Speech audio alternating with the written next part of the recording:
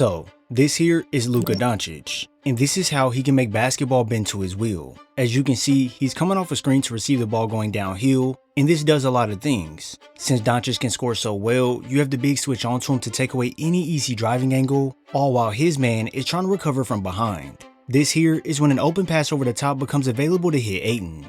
Now that's just one option so far, and if he doesn't explore that route, well, the threat of him scoring is so strong that he makes defenders shift completely to stop him. So that's why John Collins has shifted into the paint to cut him off. But now look, LeBron James is wide open from the outside, and although he isn't the greatest three-point shooter by any means, this is still an option that's available because LeBron could drive to the rack or he could choose to shoot it. So far, we've covered two options off a simple movement to the middle of the floor, and it's not over just yet. If you think back to what I said about Ayton being open off the roll, this forces Derrick Jones Jr. to slide over to be the last line of defense, but this puts him in a terrible position. Not only does he have to be ready to defend the paint if the pass is to go to Ayton, which would be a mismatch, as he also has to be ready to recover out to Reeves as well.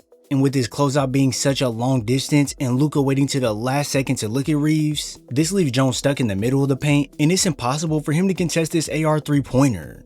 The thing with Luka is that he demands so much attention that it puts the defense in vulnerable positions time and time again. Every time you run a screen action with him, it always brings a double his way, so no matter what, he always has the option to go back over the top to Laravia here on the pick and pop, and if he was to do that, it will force this defender to rotate up, and as you can clearly see, he's already playing the middle ground to be ready to rotate. Now keep that in the back of your mind as we continue to dissect this. That simple rotation will force the rest of the defense to rotate up, which would eventually leave Hayes open down low. But since that didn't happen and Luka decided to push further towards the sideline, he doesn't do that for no reason. He does this to drag the defense further out, which essentially spaces the floor for his teammates while he takes on the responsibility of being smothered and making the right play. And now if you look, you can see the floor has 3 Clipper defenders on the wing, while the 2 lone defenders have to cover the ground of 3 Laker players. Obviously, Batum is covering the basket to stop a lob over the top, so that's not the smartest option. Miller is stuck chasing Laravia as he rotates up, and this is exactly why I said keep that in mind earlier. Because with Miller having the responsibility of not only guarding his initial man, he also has to make sure he covers Laravia as his man went to go double, and sorta like that last play, it puts the defense in a frenzy because as we all can see, Luke Kennard is wide open across the court being a 49% three-point shooter, and although you want to hustle back on this extended closeout, it's just entirely too late when Luka sends it all the way over there.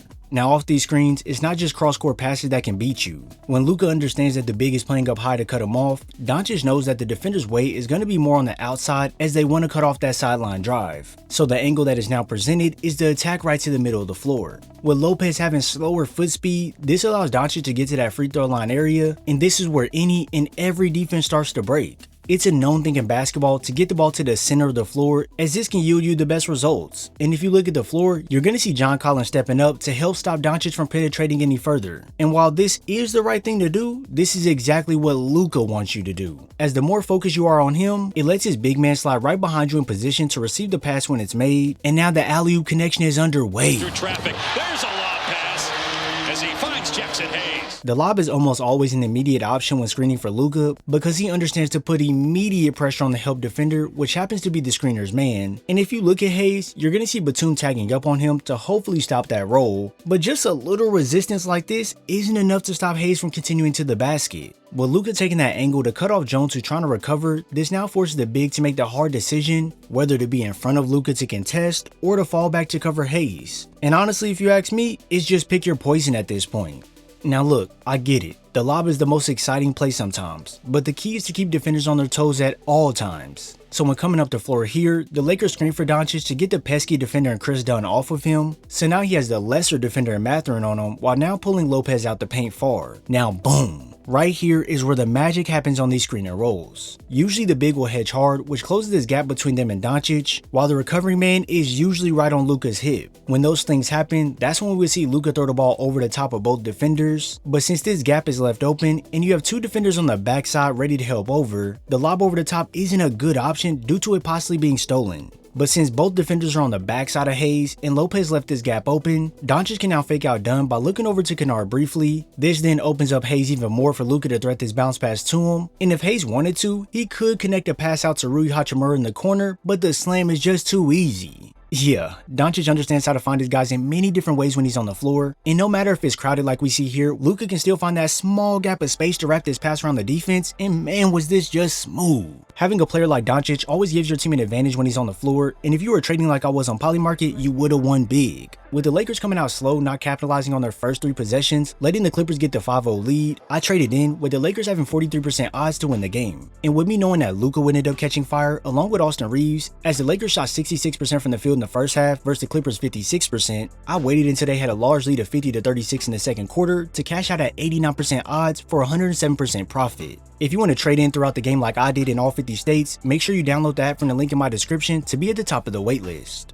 Now, when looking further into how Doncic took over the game, it goes into his scoring as well. With defenders not wanting to let him get an open 3, this is the perfect time to attack the closeout to get into the heart of the defense. And since Doncic is 6'8" with that soft touch, he can put this floater up over the defense like it's nothing. These simple floaters are a staple in Luka's game as they get him easy buckets when making the defense think about how to guard him, and as he uses his navigation skills to snake in front of defenders, he can now draw the foul from behind while putting up the shot for the and one off the glass. And puts up the shot. It's good.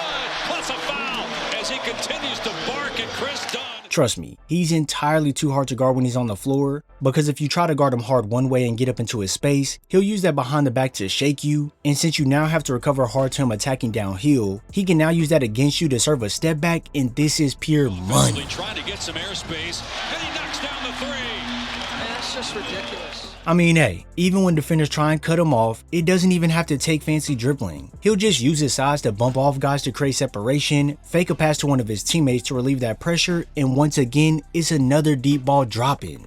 Now listen, I understand that people have their gripes with Luka taking a lot of 3s, as it seems like he's just settling and whatnot. But when he's cooking defenders like this, you really can't say much. I mean, me personally, I do miss when Luka would operate in that mid-range a little more and be creative with his shots, but when he's knocking down ultra smothered fadeaway step backs, it just shows you how unstoppable he really is. I got something for you. I want you all to tell me how you feel about Luka this season so far, and I need you all to go watch this video on how Luka can pick apart every single NBA defense with just one play.